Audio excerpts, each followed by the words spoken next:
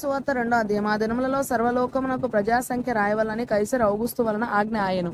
ఇది కురేనియు సిరియా దేశమునకు అధిపతి అయి ఉన్నప్పుడు జరిగిన మొదటి ప్రజాసంఖ్య. అందరూ ఆ సంఖ్యలో రాయబట్టుకు తమ తమ పట్టణములకు వెళ్ళిరి.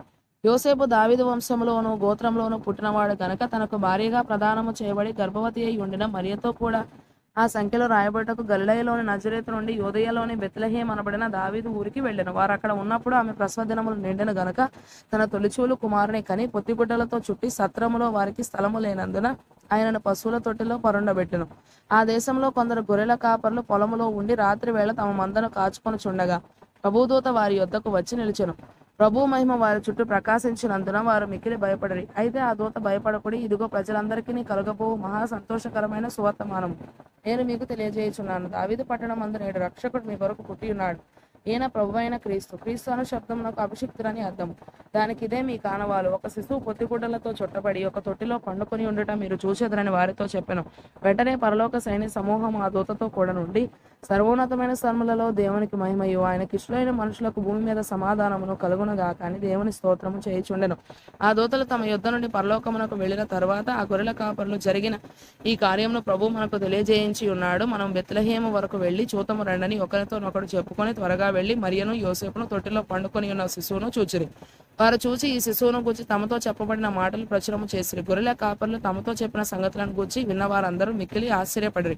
అయితే మరి ఆ మాటలన్నీ తన హృదయంలో తలపోసుకొనుచు భద్రము చేసుకొనెను. అంతటా ఆ గొర్రెల కాపర్లు తమతో చెప్పబడినట్టుగా తాము విన్న వాటిని కన్న వాటిని అన్నిటిని గూర్చి దేవుని మహిమపరచుచు స్తోత్రము చేయుచు తిరిగి వెళ్ళిరి. ఆ శిశువునకు సున్నతి చేయవలసిన 8వ దినము వచ్చినప్పుడు గర్భమందు ఆయన పడక మునుపు దేవదూత చేత పెట్టబడిన యేసు అను శబ్దమునకు రక్షకుడు అని అర్థము అని పేరు వారు ఆయనకు పెట్టిరి. మోషే ధర్మశాస్త్రం చొప్పున వారు తమను శుద్ధి చేసుకుని దినములు గడిచినప్పుడు ప్రతి తొలిచూలు మగపిల్ల ప్రభువుకు ప్రతిష్ఠ చేయబడవలను అని ప్రభు ధర్మశాస్త్రమందు రాయబడినట్టు ఆయనను ప్రభువుకు ప్రతిష్ఠించుటకును ప్రభు ధర్మశాస్త్రమందు చెప్పబడినట్టు గువ్వల జతనైనను 2 పావురపు పిల్లలనైనను బలిగా సమర్పించుటకును వారు ఆయనను యెరూషలేమునకు తీసుకొని పోయిరి. యెరూషలేమునందు సుమయోనను ఒక మనుషుడు ఉండెను. అతడు నీతిమంతుడును భక్తిపరుడునై ఉండి ఇశ్రాయేలు యొక్క ఆదరణ కొరకు కనిపెట్టువాడు. పరిశుద్ధాత్మ అతని మీద ఉండెను. అతడు ప్రభు యొక్క క్రీస్తును చూడక మునుపు మరణం పొందడని అతనికి పరిశుద్ధాత్మ చేత బయలుపరచబడి ఉండెను. ఆత్మవశుడై అతడు దేవాలయంలోనికి వచ్చెను.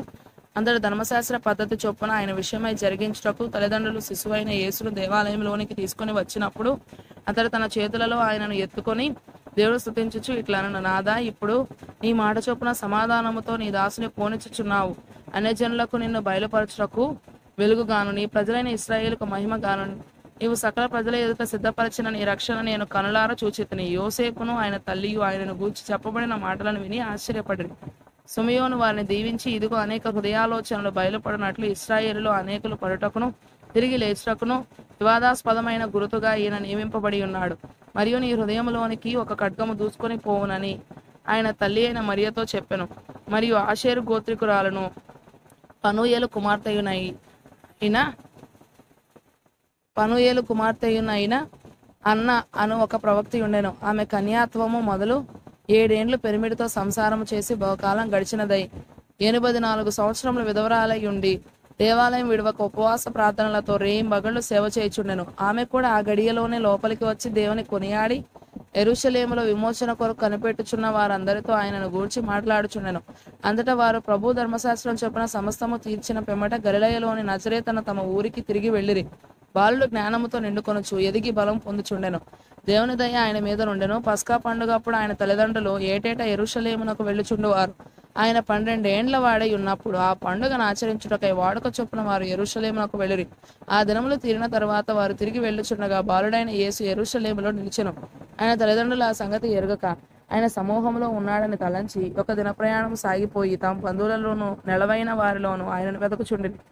ఆయన కనబడనందున ఆయనను వెదకుచు యెరూషలేమునకు తిరిగి వచ్చిరి. 3 దినములైన తర్వాత ఆయన దేవాలయంలో బోధకుల మధ్య కూర్చుండి వారి మాటలను ఆలకించుచు వారిని ప్రశ్నలు అడుగుచు ఉండగా చూసిరి. ఆయన మాటలు వినిన వారందరూ ఆయన ప్రజ్ఞకును ప్రత్యుత్తరములకును విస్మయం పొందిరి. ఆయన తల్లిదండ్రులు ఆయనను చూచి మిక్కిలి ఆశ్చర్యపడిరి. ఆయన తల్లి, కుమారుడా, మమ్మల్ని ఎందుకు ఇలాగు చేసితివి? ఇదిగో నీ తండ్రియు నేను దుఃఖపడుచు నిన్ను వెదకుచుంటిమని ఆయనతో చెప్పగా ఆయన, మీరేలా నన్ను వెదకుచుంటిరి? నేను నా తండ్రి పనుల మీద నుండవలనని మీరు ఎరుగరా? లేక నేను నా తండ్రి మందిరంలో నుండవలనని మీరు ఎరుగరా? అని వారితో చెప్పెను. అయితే ఆయన తమతో చెప్పిన మాట వారు గ్రహింపలేదు. అంతటా ఆయన వారితో కూడా బయలుదేరి నజరేతునకు వచ్చి వారికి లోబడి ఉండెను.